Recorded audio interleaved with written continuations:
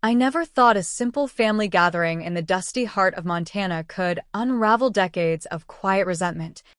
But that's exactly what happened that crisp Thanksgiving afternoon. The old ranch house in Bozeman hadn't changed much since I was a kid. Same weathered wooden beams. Same faded Navajo rugs on the floor. Same scent of pine and sage drifting in from the open plains outside. I'd driven the 6 hours from my apartment in Denver, winding through the Rockies with a knot in my stomach that tightened with every mile. Why did I keep coming back? Habit? Maybe.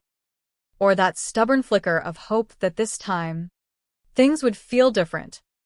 My name's Riley Thompson, and at 34, I'd built a life I was proud of, a steady job as a graphic designer for a tech startup, a cozy place overlooking the city lights, and most importantly, a husband named Ethan who'd become my rock. But my family? They were a different story. Growing up on that sprawling cattle ranch, I'd always been the shadow to my sister Brooke's spotlight. She was the golden child, the one who rode horses like a pro, won every local rodeo ribbon, and had mom and dad wrapped around her finger.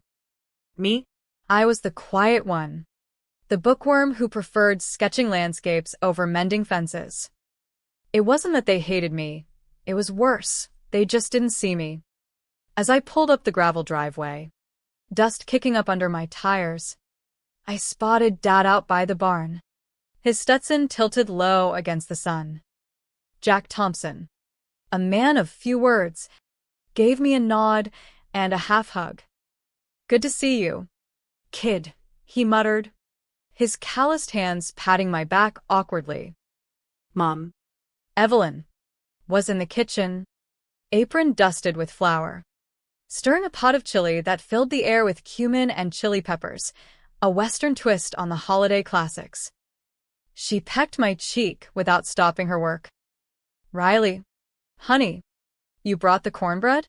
Brooke's running late, but she'll be here with Dylan soon." Of course. Brooke and her husband Dylan, the hotshot attorney from Billings. They'd met at some fancy law firm event, and now their life was all ski trips to Big Sky and weekends at his family's lake house. I'd met Ethan 3 years ago at a Denver art gallery opening. He owned a small construction firm specializing in eco-friendly builds.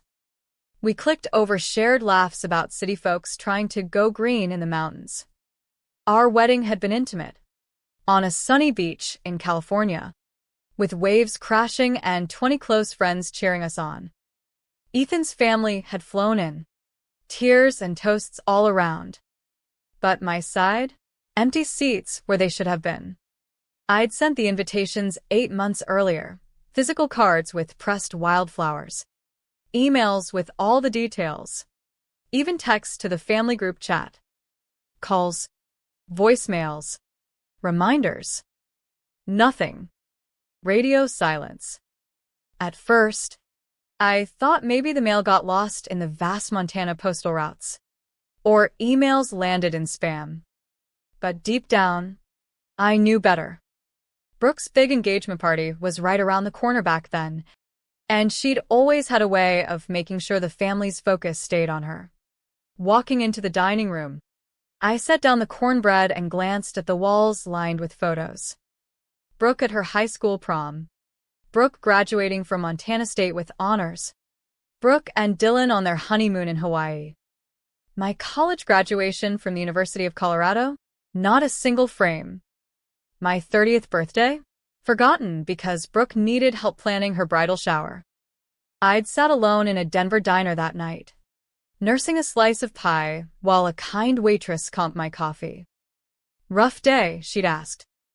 "Yeah, something like that." Ethan had watched me pack for this trip with that concerned look of his.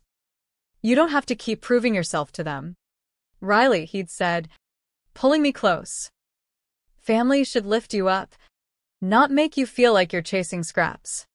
I'd brushed it off with a laugh, but his words lingered like the echo of a canyon wind.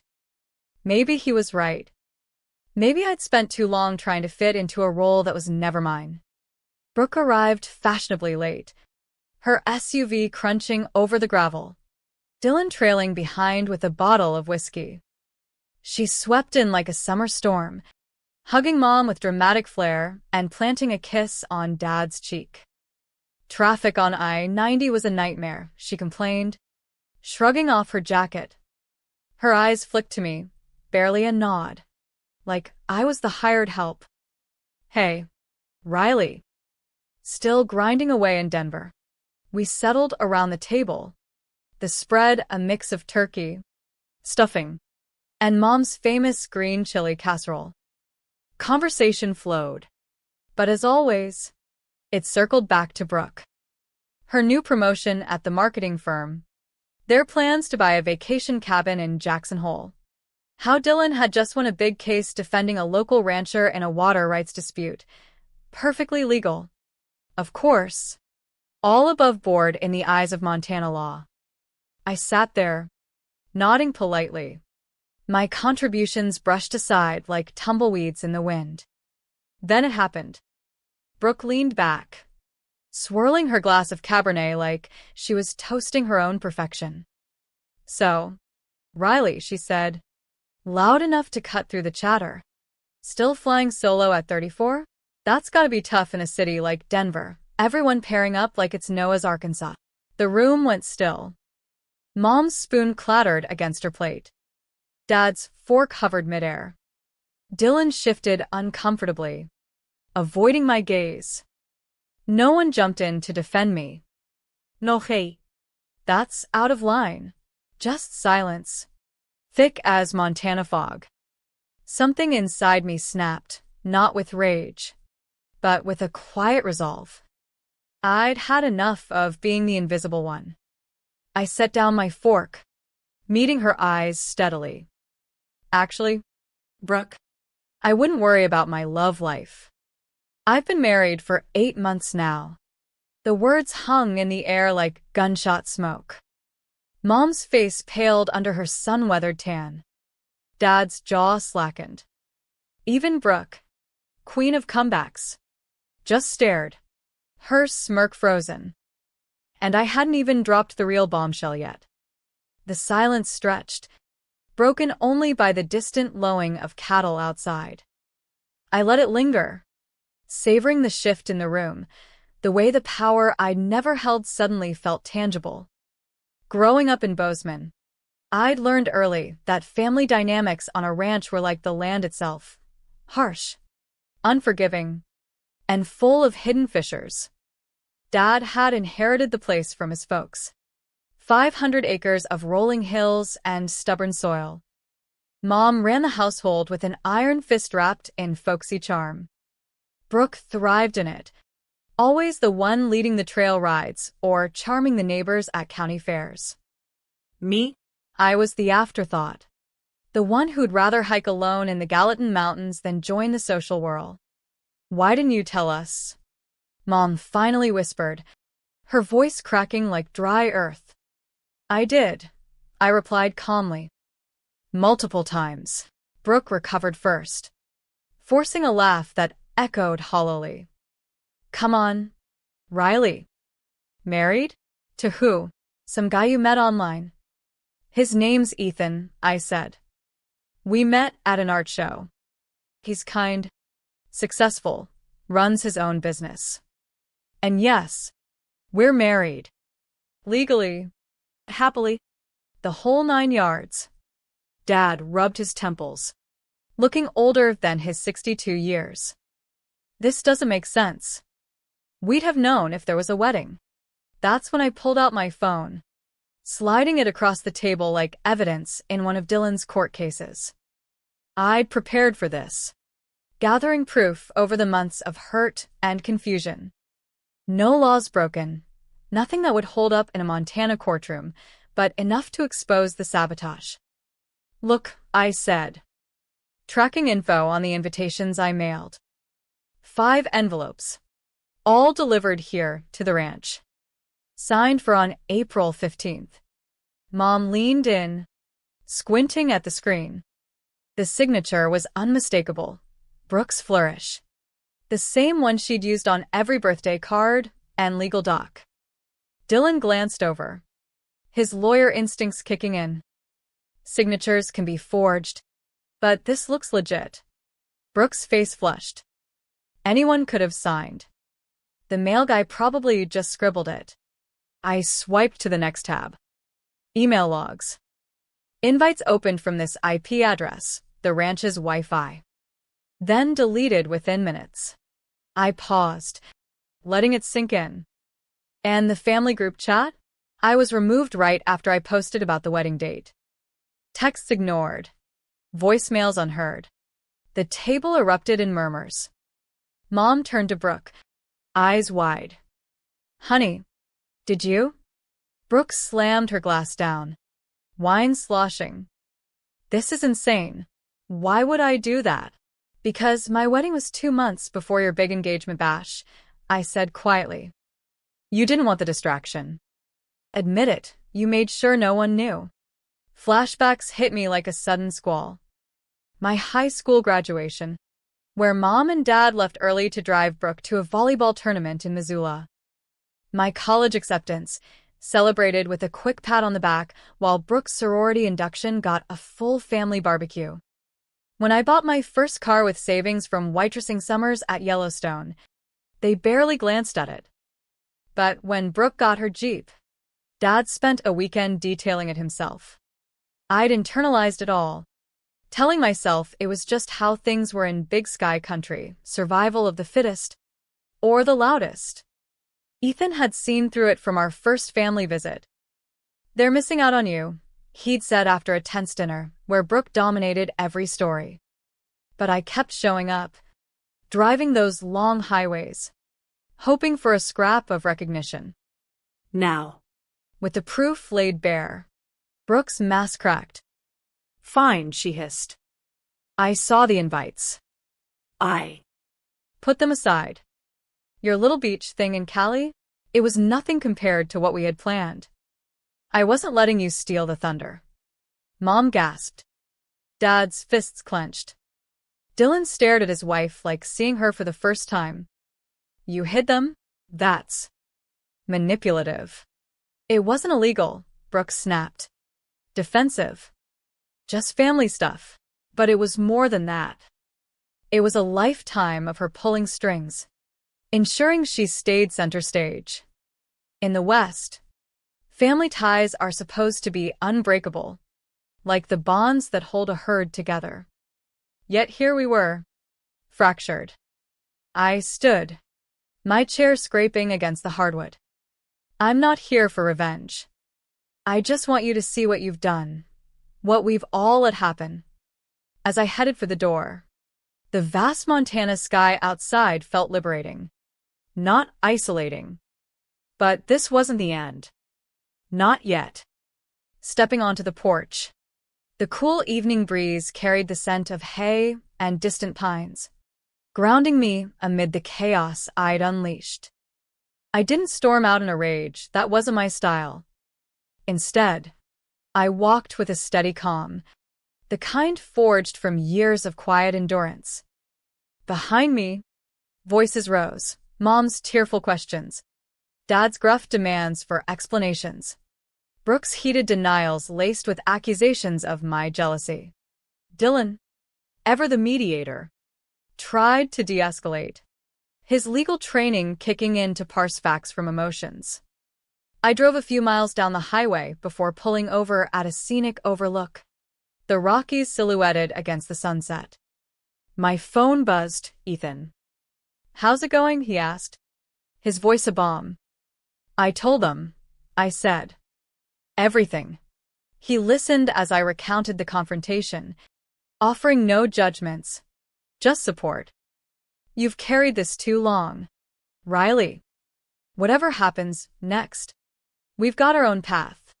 Back at the ranch, I knew the fallout was brewing.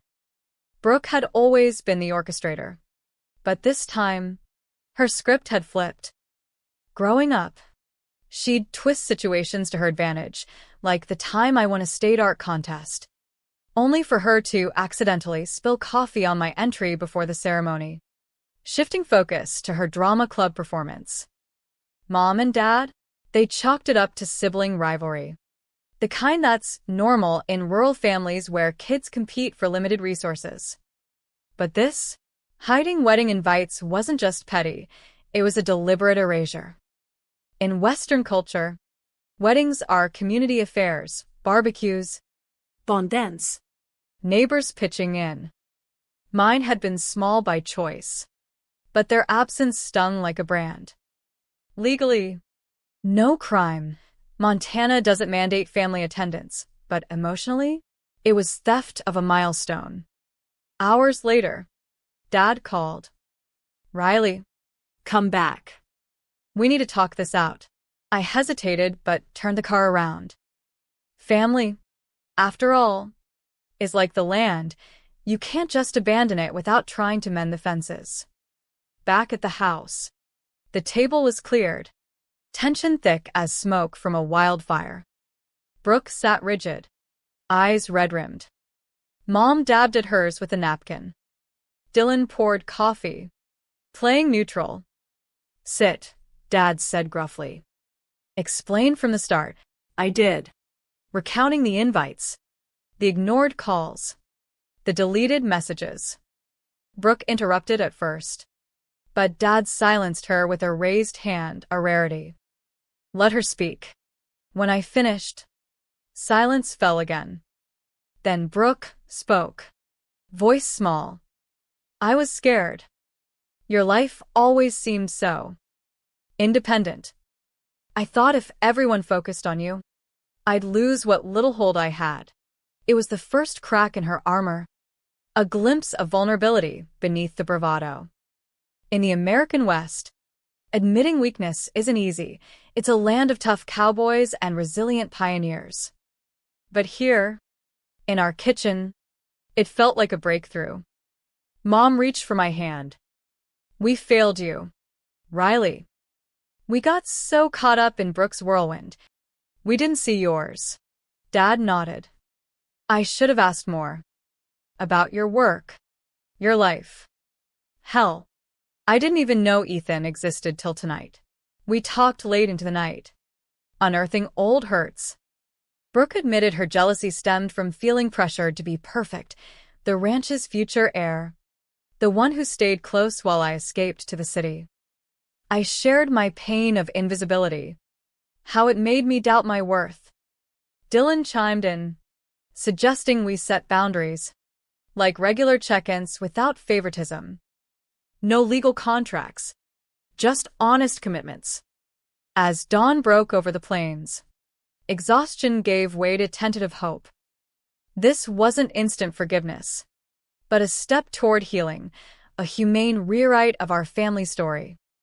The next morning, sunlight streamed through the ranch windows, casting long shadows across the breakfast table. We'd barely slept, but the air felt lighter, cleansed by the night's confessions. Mom brewed strong coffee, the kind that could wake the dead, and we sat in a circle. No hierarchies this time. Brooke looked humbled, her usual polish replaced by messy hair and genuine regret.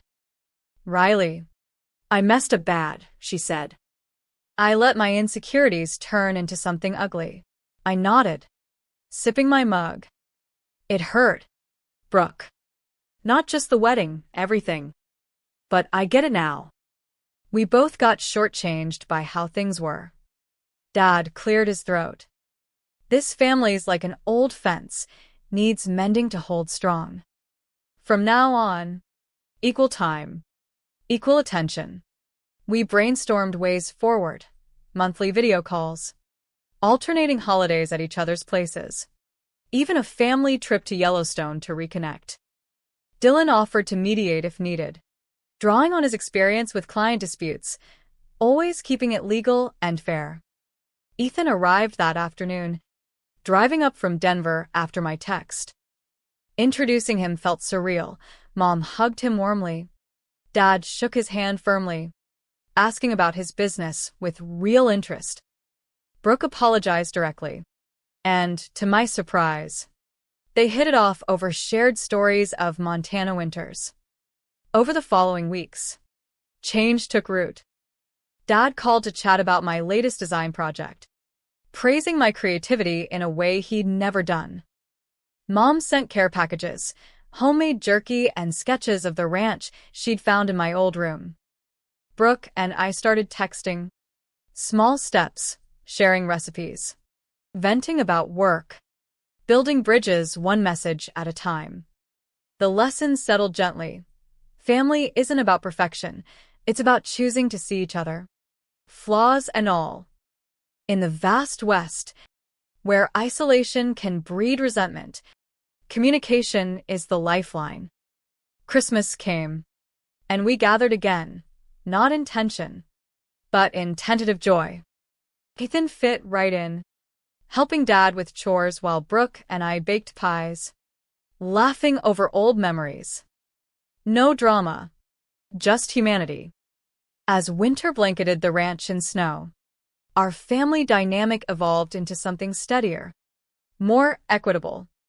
I visited more often, not out of obligation, but choice. Ethan and I hosted them in Denver, showing off our life, the bustling city markets, hikes in the foothills. Brooke opened up about her pressures, and I shared mine, forging a bond we'd never had. The humane truth? Betrayal stings, but understanding heals. We learned that revenge isn't the answer. Empathy is. In the end, our story became one of redemption, a light lesson that family, like the Western landscape, can weather storms if tended with care. Looking back, that Thanksgiving wasn't destruction, it was rebirth. We chose each other anew, proving that even deep-rooted hurts can bloom into something beautiful.